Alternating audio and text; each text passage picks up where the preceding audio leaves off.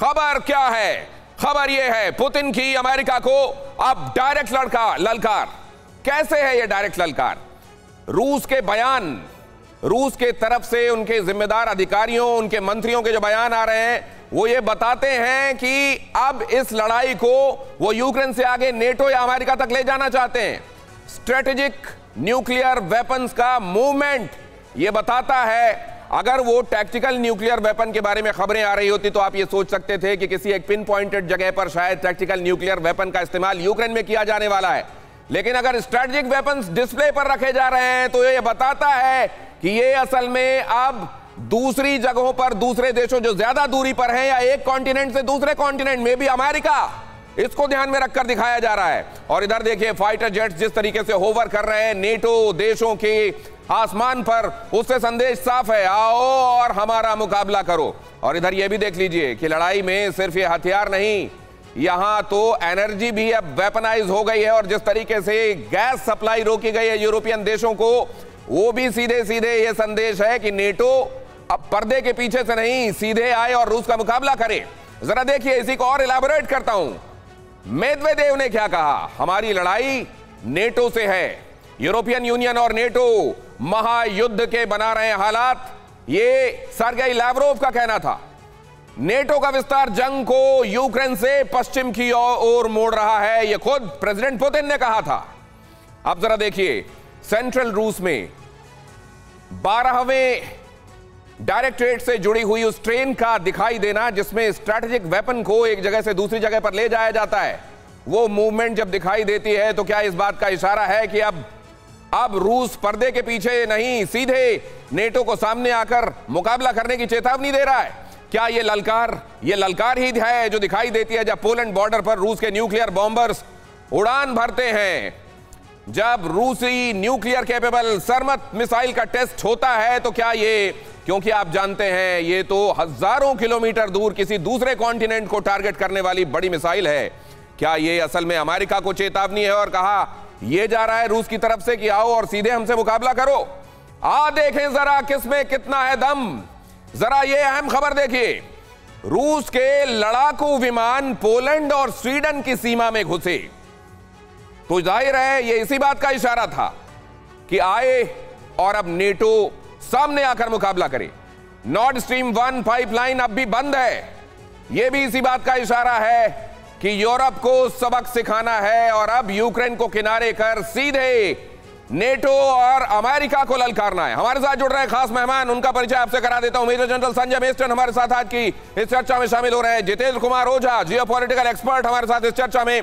Doctor Rajiv Nayan हमारे साथ जुड़ रहे हैं, परमाणु मामलों के खास जानकार हैं। और जैसा मैंने बताया, आशीष कुमार सिंह, डिफेंस एडिटर हमारे साथ, हमारे डिफेंस एडिटर वो जुड़ रहे हैं। और क्योंकि इस खबर में ये जो इलैबोरेशन मैंने आपको दिया है ये असल में आशीष का ही नजरिया। आशीष कृपया यहां आ जाएं और ये जरा बताएं हमारे दर्शकों को, क्या अब यूक्रेन किनारे हो गया और अब क्या ये सीधे ये महाशक्तियां आमने सामने हैं?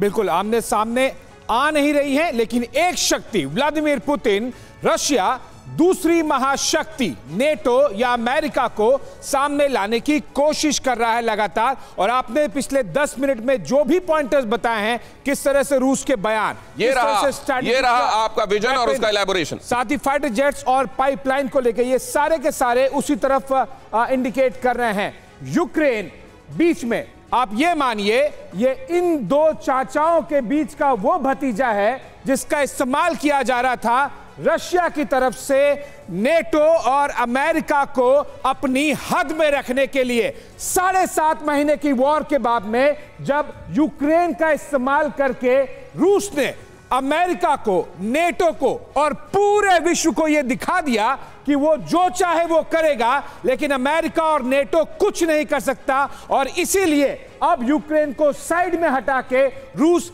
सीधे सीधे अमेरिका को चुनौती दे रहा है कि आइए सामने लड़िए। यूक्रेन तो मेरे साथ में लड़ने के लायक भी नहीं है। जो पिछले 7.5-8 महीने में हमने देखा है किस तरह से 15 से 17% भाग उसे काट के अलग कर दिया गया। और इसी तरह से रूस की तरफ से लगातार इंस्टिगेट किया जा रहा है। फाइटर जेट्स आपने कब देखे थे पिछले 7.5-8 महीने में रूस के नेटो के स्पेस में घुस जाए, वो अब हो रहा है। इसके अलावा आप नॉर्थ कोरिया की पॉइंट ऑफ व्यू देखिए, रूस, चीन और नॉर्थ कोरिया साथ में आ गए हैं कि किस तरह से ये भी इनवाइट कर रहे हैं।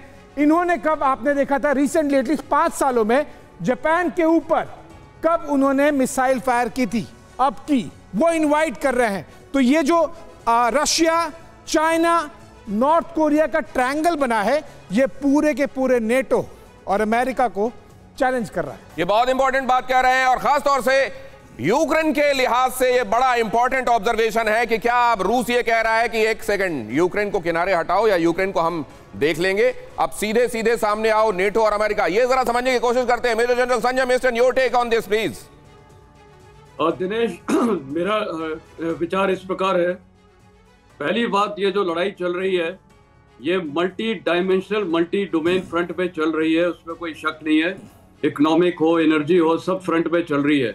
और आज ही ओपेक ने जो तेल कटौती की डिक्लेरेशन की है, जिसमें रूस और सऊदी अरबिया प्रमुख हैं, उसको टोटली विक्ट्री माना जाएगा, रूस की विक्ट्री।